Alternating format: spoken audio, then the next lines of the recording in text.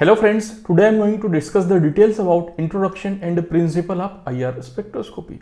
So coming to the introduction of IR spectroscopy. So first point in IR spectroscopy is that almost any compound having covalent bond, whether organic or inorganic, absorbs various frequencies of electromagnetic radiation in the IR region. तो कोई भी हमारे पास organic या फिर inorganic compound होता है, उसमें क्या होता है, कोवेलेंट बॉन्ड होता है और उस कोवेलेंट बॉन्ड की प्रॉपर्टी होती है कि वो इलेक्ट्रोमैग्नेटिक रेडिएशन को एब्जॉर्ब करता है, एक स्पेसिफिक फ्रीक्वेंसी के इलेक्ट्रोमैग्नेटिक रेडिएशन को एब्जॉर्ब करता है। ठीक है, वो इलेक्ट्रोमैग्नेटिक रेडिएशन का रेंज क्या होता है, 2.5 टू 25 माइक्रोन का होता है। इलेक्ट्रोमैग्नेटिक रेडिएशन का इंट्रोडक्शन में ऑलरेडी हमने डिस्कस किया हुआ है डिटेल में कि IR रेंज क्या होता है। ठीक है, तो ये जो कोवेलेंट बॉन्ड है ये अलग अलग फ्रीक्वेंसी के इलेक्ट्रोमैग्नेटिक रेडिएशन को एब्जॉर्ब करता है, और वो कौन सा रेडिएशन को एब्जॉर्ब करता है, कौन सा फ्रीक्वेंसी को एब्जॉर्ब करता है, वही उसका कैरेक्टरिस्टिक होता है उस पर्टिकुलर बॉन्ड का, कि वो OH बॉन्ड है या फिर CH बॉन्ड है या फिर कौन सा बॉन्ड है, उसके ऊपर डिपेंड करता है। वो जो फंक्शनल ग्रुप को डिटरमाइन करने के लिए वही हेल्पफुल होता है कि कौन सा फ्रीक्वेंसी को वो एब्जॉर्ब कर रहा है। इसका आगे हम लोग डिटेल्स में देखेंगे। Now coming to the second point, for chemical purposes we are interested in the vibrational portion of the IR region. तो IR रीजन का जो वाइब्रेशनल पोर्शन होता है उसमें हम लोग इंटरेस्टेड होते हैं। मोर प्रिसाइजली इसको बोलेंगे तो transition between vibrational and rotational energy levels in the molecule. तो जो मॉलिक्यूल है इसमें वाइब्रेशनल और रोटेशनल एनर्जी के बीच में जो ट्रांजिशन होता है उसकी स्टडी हम लोग IR स्पेक्ट्रोस्कोपी में करते हैं। ठीक है, दोनों अलग अलग तरीके के फ्रीक्वेंसी को एब्जॉर्ब करता है, उसकी स्टडी करते हैं। मेनली ये जो वाइब्रेशनल और रोटेशनल होता है इसको हम लोग प्रिंसिपल ऑफ IR में देखेंगे। ठीक है, कौन कौन सा वाइब्रेशंस होता है, कौन कौन सा रोटेशंस होता है। Now coming to the next point, so it includes radiation with wavelength that is denoted by lambda between 2.5 micron to 25 micron. ठीक है, तो जो IR रेंज होता है, जो मिड IR रेंज होता है, IR इंस्ट्रूमेंट में या फिर IR स्पेक्ट्रोस्कोपी में मिड IR रेंज हम लोग यूज करते हैं। ठीक है, और नियर IR और फार IR क्या होता है वो भी हमने इलेक्ट्रोमैग्नेटिक रेडिएशन के डिटेल्स में जब डिस्कस किया था UV में, तब उसमें ऑलरेडी डिस्कस किया हुआ है। तो ये जो मिड IR रेंज होता है 2.5 माइक्रोमीटर टू 25 माइक्रोमीटर। ठीक है, ये हमारा IR रेंज होता है, IR स्पेक्ट्रोस्कोपी में जो यूज होता है वो वाला IR रेंज। ठीक है, तो इसमें हम लोग देखेंगे कि इसको जब हम लोग वेव नंबर में कन्वर्ट करेंगे तो wave number is equal to क्या होता है, wave number is equal to nu bar is equal to 1 by lambda. ये हमने पहले भी कैलकुलेट किया हुआ है। तो 2.5 को जब हम लोग कैलकुलेट करेंगे तो इसका वैल्यू आएगा 1 बाई 2.5 माइक्रोमीटर। तो 1 बाई 2.5 माइक्रोमीटर को सेंटीमीटर में कन्वर्ट करेंगे तो अल्टीमेटली जब इसको सॉल्व करेंगे तो क्या हो जाएगा, 4000 सेंटीमीटर इनवर्स। वेव नंबर के वेवलेंथ को वेव नंबर में कन्वर्ट करेंगे तो ये आ जाएगा 4000 सेंटीमीटर इनवर्स, और 25 माइक्रोन आएगा हमारा 400 सेंटीमीटर इनवर्स। तो अल्टीमेटली कहने का मतलब ये है कि जो IR रेंज होता है 4000 टू 400 सेंटीमीटर इनवर्स होता है वेव नंबर के फॉर्म में। कई बार ये 25 माइक्रोन की जगह पे 15 माइक्रोन भी लिखा हुआ होता है बहुत सारे बुक में, तो वो भी सही है, कोई दिक्कत नहीं है। तो उस केस में 4000 टू 667 सेंटीमीटर इनवर्स हो जाएगा। Next point is that vibrational IR region is generally expressed in terms of wave number that is centimeter inverse, जो मैंने ऑलरेडी बता दिया। जो वाइब्रेशनल IR रीजन होता है उसको हम लोग वेव नंबर के टर्म्स में एक्सप्रेस करते हैं। वेव नंबर के फॉर्म में हम लोग IR रेंज को देते हैं। इसका जो यूनिट होता है वो सेंटीमीटर इनवर्स होता है। ठीक है, यहाँ पर एक और चीज है वाइब्रेशनल IR रीजन। तो यहाँ पर मेनली वाइब्रेशनल फ्रीक्वेंसी इन्वॉल्व होता है, इसलिए IR को वाइब्रेशनल स्पेक्ट्रोस्कोपी भी बोलते हैं, कई बार वाइब्रेशनल रोटेशनल स्पेक्ट्रोस्कोपी भी बोलते हैं। ठीक है, next, it is use for determination of functional groups present in the compound. तो IR जो स्पेक्ट्रोस्कोपी होता है मेनली यूज होता है फंक्शनल ग्रुप के डिटरमिनेशन के लिए। OH ग्रुप है, एल्डिहाइडिक ग्रुप है, कीटोनिक ग्रुप है, कार्बोक्सिलिक ग्रुप है, कौन सा ग्रुप है उसको डिटरमाइन करने के लिए IR स्पेक्ट्रोस्कोपी यूज होता है। ये जीपैड में आया हुआ क्वेश्चन है, हालांकि ये बहुत ईजी है, अब ये क्वेश्चन नहीं आने वाला, थोड़ा अंदर से आएगा, बट हम लोग को कॉन्सेप्ट पता रहेगा तो अंदर वाला क्वेश्चन भी सॉल्व कर सकते हैं। Now vibrational rotational spectra occurs in IR spectroscopy. तो ये वाइब्रेशनल रोटेशनल स्पेक्ट्रोस्कोपी है, इसीलिए इसमें जो स्पेक्ट्रा आता है वो वाइब्रेशनल रोटेशनल स्पेक्ट्रा होता है। स्पेक्ट्रा इसमें कैसे आता है, क्या होता है, पूरा इसका मैकेनिज्म समझेंगे। बहुत ही ज़बरदस्त तरीके से मैं ट्राई करूँगा समझाने का आपको, और आई होप कि आप लोग को ये समझ में आएगा। Next point is that atom in the molecule do not remain in fixed relative position but vibrate about their mean position. ठीक है, तो हमारे पास जो एटम होता है मॉलिक्यूल में वो एक फिक्स पोजीशन में नहीं रहता है, उसका एक मीन पोजीशन होता है और उस मीन पोजीशन में ऐसे ही वाइब्रेट करते रहता है ना, ऊपर नीचे या फिर जैसे भी जिसी भी डायरेक्शन में एक मीन पोजीशन होगा, इसमें वाइब्रेट होता रहेगा इस तरीके से। ठीक है, तो वो चीज बोल रहे हैं। Thus, absorption of radiation will increase the vibrational energy and give rise to vibrational spectra। अब यहां पर यहां पर वाइब्रेट हो रहा है या फिर एक मीन पोजीशन में इस तरीके से है। ठीक है, अब इसमें कोई इलेक्ट्रोमैग्नेटिक रेडिएशन आएगा, इलेक्ट्रोमैग्नेटिक रेडिएशन आएगा तो वो उसका इलेक्ट्रोमैग्नेटिक रेडिएशन का एनर्जी लेगा मॉलिक्यूल और इसमें और ज्यादा वाइब्रेशन होने लगेगा, इस तरीके से वाइब्रेशन होने लगेगा। ठीक है, और ये जो फ्रीक्वेंसी है, जो फ्रीक्वेंसी इलेक्ट्रोमैग्नेटिक रेडिएशन से एब्जॉर्ब करता है वो डिपेंड करता है कि उसमें ग्रुप कौन सा है, उसमें फंक्शनल ग्रुप कौन सा है। OH है तो अलग फ्रीक्वेंसी करेगा, कीटोनिक ग्रुप है तो अलग फ्रीक्वेंसी को एब्जॉर्ब करेगा, एल्डिहाइडिक ग्रुप है तो वो अलग फ्रीक्वेंसी को एब्जॉर्ब करेगा। वो डिपेंड करता है, वो जब हम लोग IR रेंजेस पढ़ेंगे तो उसमें डिस्कस करेंगे कि इसका क्या रेंज होता है। At the same time rotational energy will also be changed. तो उसी सेम टाइम में क्या होता है, रोटेशनल एनर्जी में भी चेंज आता है। जब वाइब्रेशनल एनर्जी में मतलब इलेक्ट्रोमैग्नेटिक रेडिएशन को एब्जॉर्ब करता है तो उसके वाइब्रेशनल एनर्जी में चेंज आता है, जो एटम है फिर मॉलिक्यूल है सैंपल है उसके, तो रोटेशनल एनर्जी में भी चेंजेस आते हैं। This coupling of both vibrational and rotational effects result in the IR spectrum. तो यहाँ पर वाइब्रेशनल और रोटेशनल एनर्जी में जो चेंजेस आता है इसके कारण जो है इसके कारण इफेक्ट आता है IR स्पेक्ट्रम में, और अल्टीमेटली हमें IR स्पेक्ट्रम मिल जाता है, IR का जो हमें ग्राफ मिल जाता है। ठीक है, वो कैसे मिलता है अभी आगे हम देखने वाले हैं। तो मान लो ये हमारे पास इलेक्ट्रोमैग्नेटिक रेडिएशन है। इलेक्ट्रोमैग्नेटिक रेडिएशन क्या होता है ऑलरेडी मैंने बताया हुआ है, वेवलेंथ क्या होता है, वेव नंबर क्या होता है, फ्रीक्वेंसी क्या होता है, ऑलरेडी मैंने डिस्कस किया हुआ इलेक्ट्रोमैग्नेटिक रेडिएशन में UV के पार्ट में। यदि आपको याद नहीं आ रहा है, भूल गए तो वापस से वो वीडियो जाकर के देख सकते हैं। तो ये हमारे पास इलेक्ट्रोमैग्नेटिक रेडिएशन है। अब इसके वाइब्रेशनल एनर्जी की बात करेंगे तो इसमें वाइब्रेशनल एनर्जी होगा, मतलब इस तरीके से वाइब्रेट होता रहेगा। इसकी फ्रीक्वेंसी अलग, IR रेंज की बात करेंगे तो ये जो इलेक्ट्रोमैग्नेटिक रेडिएशन है इसकी फ्रीक्वेंसी कितनी होगी, 4000 to 400 सेंटीमीटर इनवर्स तक की फ्रीक्वेंसी होगी, क्योंकि यहाँ पर हम लोग IR रेंज का बात कर रहे हैं 2.5 to 25 माइक्रोन। उसको हम लोग फ्रीक्वेंसी में कन्वर्ट करेंगे तो क्या हो जाएगा, या वेव नंबर में कन्वर्ट करेंगे तो क्या होगा, वेव नंबर इसका हो जाएगा 4000 to 400 सेंटीमीटर इनवर्स। तो उस फ्रीक्वेंसी के साथ ही क्या होता रहेगा, वाइब्रेट होता रहेगा। अब मान लो इसके कांटेक्ट में कोई हमारे पास एटम आया, जो सैंपल है उसका मॉलिक्यूल आया। ठीक है, अब मॉलिक्यूल इसके कांटेक्ट में आएगा, मतलब अल्टीमेटली इस मॉलिक्यूल से होकर के जब IR रेडिएशन जाएगा, ये IR रेडिएशन या फिर इलेक्ट्रोमैग्नेटिक रेडिएशन जाएगा तो क्या होगा, इसका जो वाइब्रेशन हो रहा है इलेक्ट्रोमैग्नेटिक रेडिएशन में जो वाइब्रेशन हो रहा है उसकी कुछ एनर्जी मॉलिक्यूल में ट्रांसफर हो जाएगी और मॉलिक्यूल भी वाइब्रेट होने लगेगा, उसकी कोई स्पेसिफिक फ्रीक्वेंसी इसके पास आएगी। ठीक है, यहाँ पर जो हमारे पास मॉलिक्यूल है इसमें कौन सा ग्रुप प्रेजेंट है, उसी ग्रुप का एनर्जी को, उसी फ्रीक्वेंसी को ये एब्सॉर्ब करेगा और ये हमारे पास मॉलिक्यूल वाइब्रेट होने लगेगा और प्लस इसकी एनर्जी डाउन हो जाएगी। इलेक्ट्रोमैग्नेटिक रेडिएशन अपना एनर्जी को किसको दे दिया, इसमें एब्सॉर्ब हो गया तो इसकी एनर्जी डाउन हो जाएगी, इलेक्ट्रोमैग्नेटिक रेडिएशन जो हमारे पास आया था, और मॉलिक्यूल की एनर्जी थोड़ी सी अप हो जाएगी। ठीक है, तो मॉलिक्यूल भी वाइब्रेट होने लगेगा और इसका जो इलेक्ट्रोमैग्नेटिक रेडिएशन का वाइब्रेशन है उस पर्टिकुलर फ्रीक्वेंसी जहां पर एब्जॉर्ब हुआ वहां पर उसकी इंटेंसिटी कम हो जाएगी, थोड़ा सा हो सकता है धीरे वाइब्रेट करे, जो भी उसमें चेंजेस आएगा।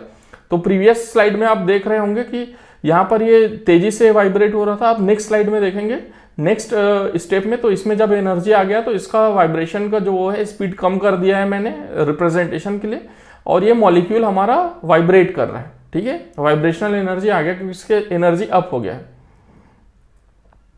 अब यहां पर देखते हैं transition between the vibrational energy level. तो वाइब्रेशनल एनर्जी लेवल में ट्रांजिशन कैसे होता है उसको एक्सप्लेन करने के लिए मैं ट्राई करता हूं। तो यहां पर एनर्जी नीचे से ऊपर इंक्रीज हो रहा है, यहां पर अलग अलग लेवल है। ठीक है, न्यू इज इक्वल टू 0, 1, 3, 4, 5, वही सेम चीज यहां पर मैंने ले लिया है। और न्यू क्या है हमारा, वाइब्रेशनल क्वांटम नंबर।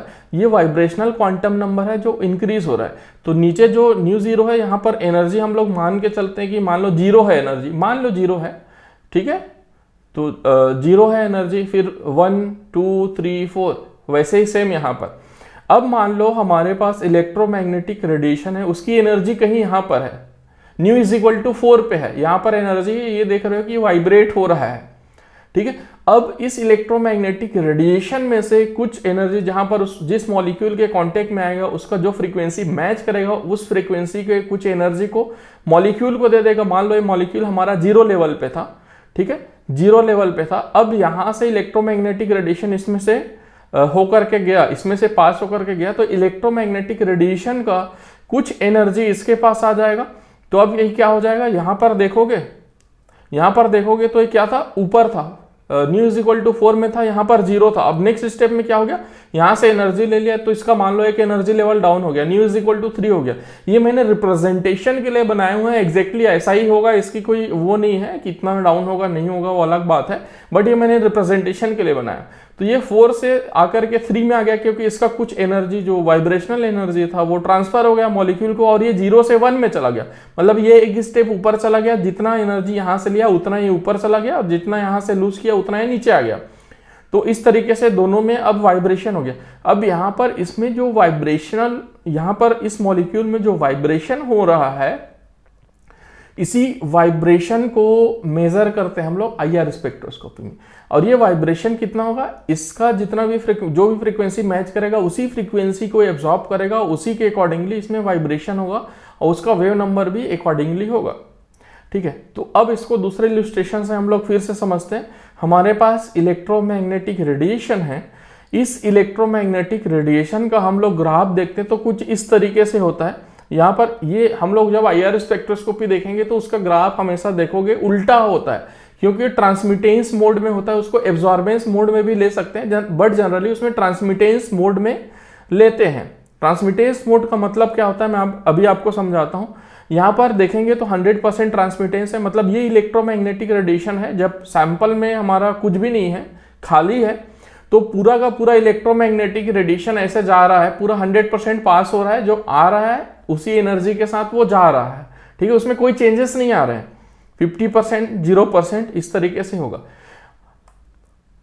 और इसी को जब हम लोग एब्जॉर्बेंस मोड में देखते हैं तो इस तरीके से, तो ये वाला 0% एब्जॉर्बेंस होगा, ठीक है, उसके बाद 50% और ये 100%, मतलब 100% ट्रांसमिटेंस का मतलब क्या है, पूरा पास हो रहा है, मतलब क्या हो रहा है, कुछ भी एब्जॉर्ब नहीं हो रहा है।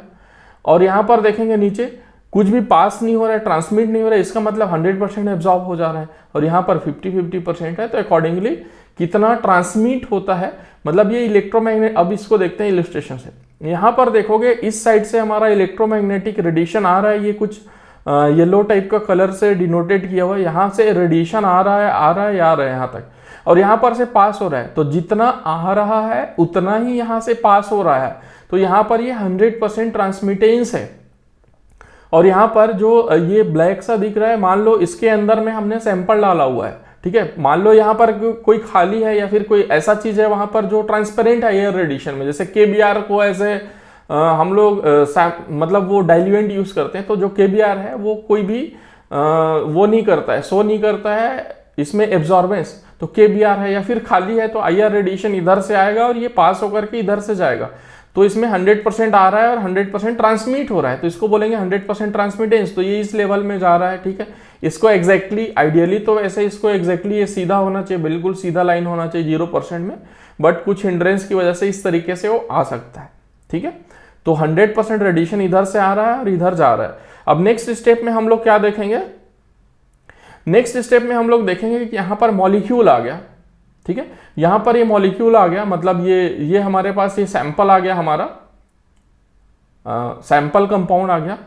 तो इसमें क्या होगा, अब ये सैंपल कंपाउंड में क्या होगा, इस इलेक्ट्रोमैग्नेटिक रेडिएशन से जो फ्रीक्वेंसी इस सैंपल के साथ मैच कर रही होगी, तो वो फ्रीक्वेंसी का जो वाइब्रेशनल एनर्जी है वो इसमें ट्रांसफर हो जाएगा, और ये भी रोटेट करने लगेगा, सॉरी ये भी वाइब्रेट करने लगेगा।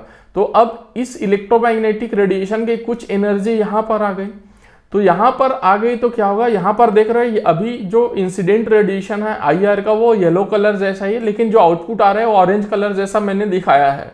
इसका मतलब इसकी कुछ फ्रीक्वेंसी एब्सॉर्ब हो गई।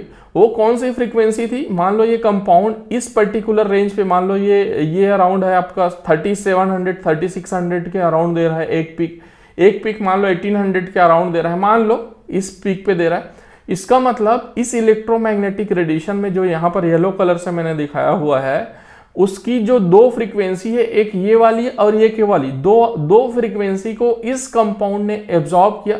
तो वहां पर एब्जॉर्ब किया तो यहां पर क्या हो जाएगा, ट्रांसमिशन घट जाएगा, क्योंकि यहां पर एब्जॉर्बेंस के मोड में देखेंगे इसको उल्टा करके तो एब्जॉर्बेंस बढ़ रहा है। तो जहां पर भी एब्जॉर्बेंस बढ़ रहा है तो वहां पर ट्रांसमिटेंस घटेगा, मतलब ये वाला रेडिएशन है वो मॉलिक्यूल ने एब्जॉर्ब कर लिया। ये वाला रेंज का जो फ्रीक्वेंसी का है वहां पर जो वाइब्रेशनल एनर्जी था उसको मॉलिक्यूल ने एब्जॉर्ब कर लिया, तो उन दोनों जगह पर पीक आ जाएगा। ठीक है, तो इसी पीक से हम लोग आइडेंटिफाई करते हैं कि इसमें कौन सा फंक्शनल ग्रुप है।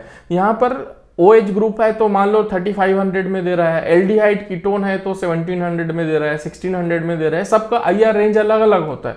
वो IR रेंज आगे मैं डिस्कस करूंगा, वो भी बहुत काम का होता है, वो आपको याद करना पड़ेगा।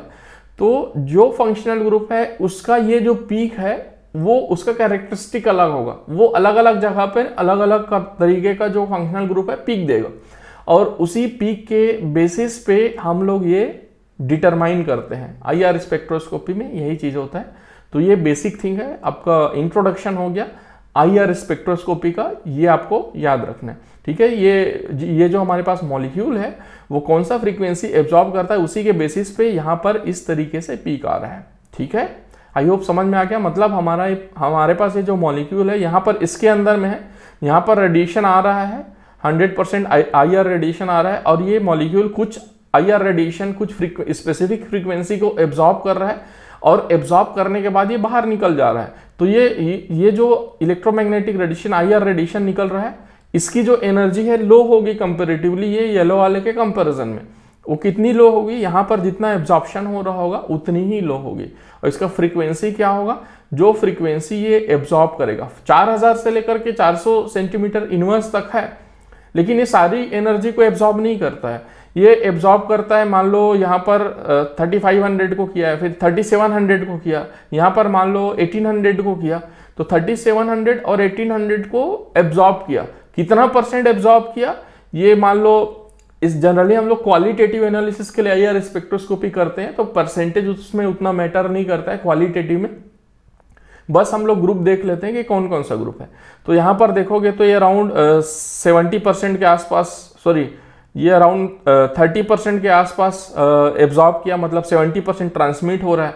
यहाँ पर देखोगे तो ये अराउंड 85% के अराउंड ट्रांसमिट हो रहा है, मतलब यहाँ पर 15% का एब्जॉर्प्शन है। तो इस तरीके से हम लोग IR स्पेक्ट्रोस्कोपी में देख लेते हैं, और IR स्पेक्ट्रोस्कोपी में इस तरीके से स्पेक्ट्रा आता है। ये उल्टा इसलिए आता है क्योंकि ये परसेंटेज ट्रांसमिटेंस के मोड में होता है। एब्जॉर्बेंस के मोड में होगा तो इसको ऊपर कर देंगे, मतलब इसको जस्ट फ्लिप कर देंगे तो ये वाला पीक ऊपर आ जाएगा। ठीक है, तो वो चेंज हो जाएगा। इसलिए देख रहे हैं एब्जॉर्बेंस ऊपर साइड है 0 और नीचे साइड 100%। ट्रांसमिटेंस के मोड में है तो ऊपर 100% है, नीचे 0% है। ठीक है, ये हो गया हमारा introduction of IR spectroscopy. Now coming to the principle of IR spectroscopy. So हम लोग प्रिंसिपल ऑफ IR स्पेक्ट्रोस्कोपी समझने के लिए एक बहुत अच्छा एनिमेशन देखते हैं कि आई होप आप लोग को बहुत अच्छे से समझ में आ जाएगा। So let's go and watch that animation. Hello friends, in this video I am going to explain about principle and basics of infrared spectroscopy.